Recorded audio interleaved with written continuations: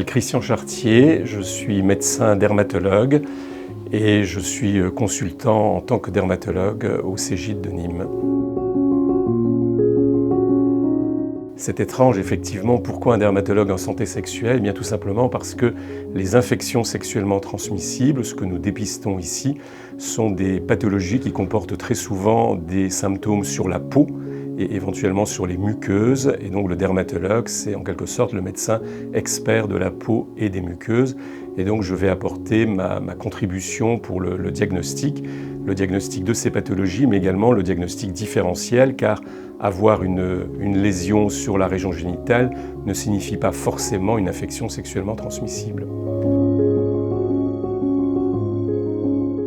Alors ici, nous sommes une structure qui fait à la fois du diagnostic et du dépistage. Le dépistage, ce sont des patients qui n'ont pas de symptômes, mais qui veulent un petit peu savoir où ils en sont concernant les infections sexuellement transmissibles. Donc ils viennent faire des tests pour savoir s'ils ont, entre guillemets, attrapé quelque chose. Ça, c'est le versant dépistage. Et puis, il y a le versant diagnostic. Donc le diagnostic, ce sont des consultants qui ont constaté quelque chose d'anormal, un bouton, une plaie, quelque chose qui leur paraît bizarre, et qui viennent pour qu'on fasse les examens nécessaires pour voir si c'est une pathologie sexuellement transmissible, à cette occasion-là faire un dépistage complet et bien entendu apporter un traitement.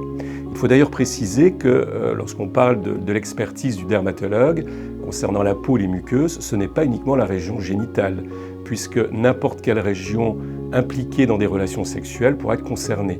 Donc en fonction des pratiques, il pourra s'agir d'une lésion au niveau de la bouche par exemple, ou parfois d'une lésion dans la région périanale. On peut considérer qu'il y a en gros deux grands groupes d'IST. Il y a les IST, je dirais, les anciennes, celles qui ont quelque part toujours existé et qui font actuellement un retour important. C'est par exemple la syphilis.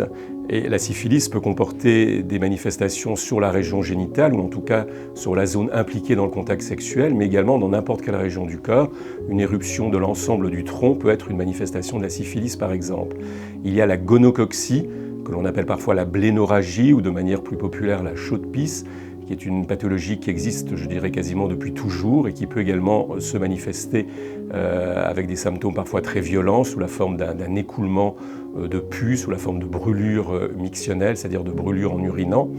Il y a également l'herpès qui va pouvoir donner des plaies, des boutons, souvent comme caractéristique d'être très douloureux. Des pathologies dont on parle beaucoup, comme l'infection à chlamydia par exemple, qui est un petit peu sournoise, parce que le chlamydia, ça donne très peu de symptômes, ça donne parfois de vagues picotements, de vagues brûlures, mais sans plus. Les verrues génitales, que l'on appelle les condylomes, et puis des maladies beaucoup plus rares, comme le chancre mou, la lymphogranulomatose. Tout ça sont des pathologies qui existent, je dirais, depuis toujours et qui font actuellement un espèce de comeback assez significatif.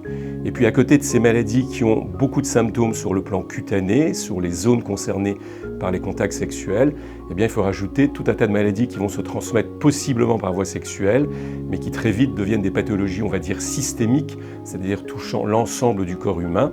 En tête, bien sûr, l'infection par le VIH. Ça se transmet par voie sexuelle, mais il n'y a quasiment aucun symptôme dans la région génitale. D'emblée, c'est une maladie qui va être généralisée en quelque sorte. Et puis il y a les hépatites, l'hépatite B qui se transmet facilement par voie sexuelle, et l'hépatite C plus rarement, mais qui peut également se transmettre de cette voie-là. Alors il y a deux possibilités, soit on prend un rendez-vous, je dirais, de manière un petit peu systématique, prévue à l'avance.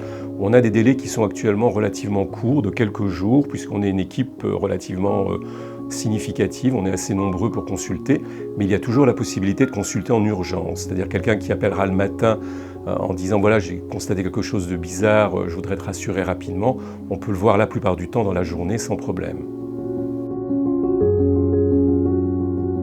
Alors la PrEP, d'abord ce que ça signifie, c'est la pré-exposition prophylaxie.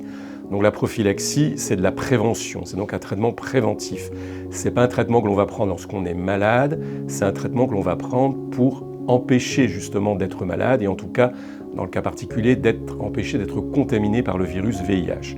Donc c'est ça la prophylaxie, et pré-exposition, ça veut dire qu'on va le prendre avant d'être contaminé. Et donc l'idée, c'est de proposer un traitement à des personnes qui, en raison de leur mode de vie, sont susceptibles d'être exposées au VIH, et bien leur donner un traitement qui va les empêcher d'être contaminés si par hasard ils ont un contact sexuel, par exemple, avec une personne qui est porteuse du VIH. Donc c'est un traitement que l'on va proposer à des personnes qui sont plutôt multipartenaires, quelle que soit l'orientation sexuelle, il n'y a pas de règle.